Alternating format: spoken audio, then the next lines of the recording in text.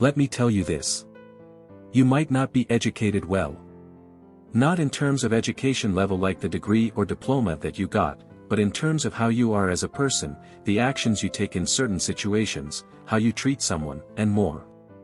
Nobody wants to be seen as a poorly educated individual, we all want to be seen as one of the intelligent ones, right? But did you know there are specific qualities that could pin you as poorly educated? If you are not sure what are those qualities, this video will compile some of the more obvious ones, and also provide you with great tips on how to avoid being one yourself. Sounds good? Let's dive right in. Without a doubt, this is one of the easiest way to know if you are an uneducated individual. They make no effort to become better at what they do, or worse, they make no effort to become better human beings. This decision to not become better is usually unconscious, and stems from the fact that you've become too comfortable in your comfort zone. When you become too relaxed, you see no need for improvement. A smart and educated person will always want to learn new things, even when it does not concern their chosen field. It is always this urge to an addiction to learning, to know more, and to improve themselves as a human. Well, if you are poorly educated, you will find that you are the opposite. You would rather bask in the knowledge that you do have, and see new ones as a burden, rather than an opportunity for new experiences. Not learning new things is not even the worst possible case. What's worse, is when you do not make the effort to correct a mistake that you had made.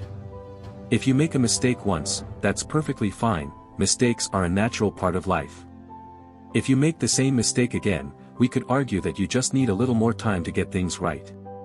When you make the same mistake a third, fourth, or fifth time, something is clearly wrong, and if you are a poorly educated person, you will have a bad habit of not learning from those mistakes as you will not take the time to figure out what caused the mistake. Rather than being completely idle, you can begin by correcting the mistakes that you notice frequently occurring in your life, and getting your life in the right direction for yourself first. After that, simply put more effort into anything that interests you, regardless of whether it is beneficial to your job or school. Having more knowledge or skills is never a bad thing for you. The world will never revolve around anyone. It doesn't matter if that one person is the most talented, most beautiful, or the most skilled individual in a group.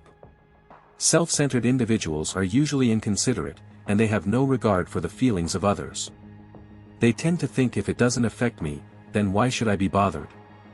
These individuals are also fond of tilting conversations toward themselves.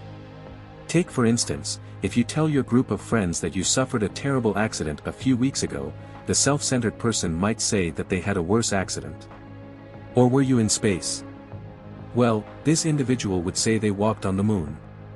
Being self-centered means you always want to be the center of attention, and if you have to lie and manipulate other people to be given that attention, you really don't mind. Being self-centered also talks first and thinking later. Poorly educated people frequently make the error of speaking first and considering the consequences of their words later. Smart people, on the other hand, hold off on saying everything that comes to mind. First, it needs to be thoroughly explored in the mind. Is this the appropriate thing to say at this time, you have to ask yourself. What impact would my comments have right now on this person? In a conversation, it's critical to check in and consider our positions. It demonstrates a person's emotional intelligence as well as their intentional attempt to improve their cognitive function, which ultimately makes them smarter over time. More than ever, self-centered people will also be very judgmental as they will want to be the center of attention and everyone must take in whatever they said, and most of the time, their words will not be good ones.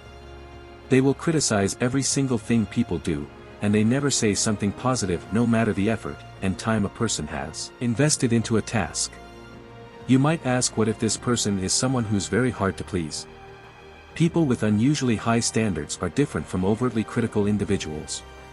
In fact, most people who are overly judgmental and critical of the behavior of others are usually guilty of the same things they condemn. So if you're stuck with someone who does this all the time, it might be in your best interest to give them a certain level of distance. What's worse than a person who knows nothing but fails to accept the fact that they know nothing? Well, accepting your ignorance is a sure way to learn new things. But when you don't admit this ignorance, it becomes challenging to learn new things, and when you refuse to learn, it's only a matter of time before you're discarded by organizations or employers, because look, nobody wants a person who isn't willing to learn or grow. Wouldn't it be nice if we never had to blame ourselves for our challenges? This would mean that mistakes and obstacles are never our fault, right? But blaming others for our challenges might make you feel better in the moment, but the fact remains, we are oftentimes responsible for our errors and obstacles, our decisions, and eventual actions. They come with results, and whether they're good or bad results, we have to take full responsibility for them. An unintelligent person will always find someone or something to blame.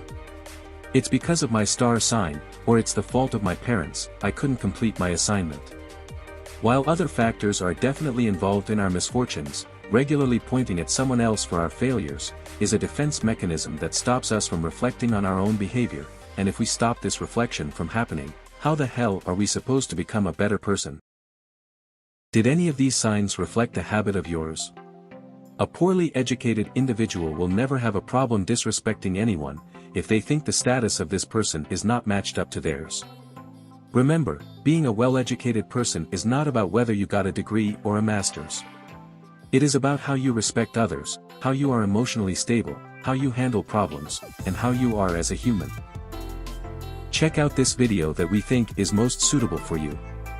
If you found value in today's video, please give us a like, hit the bell icon to never miss an upload, and don't forget to subscribe.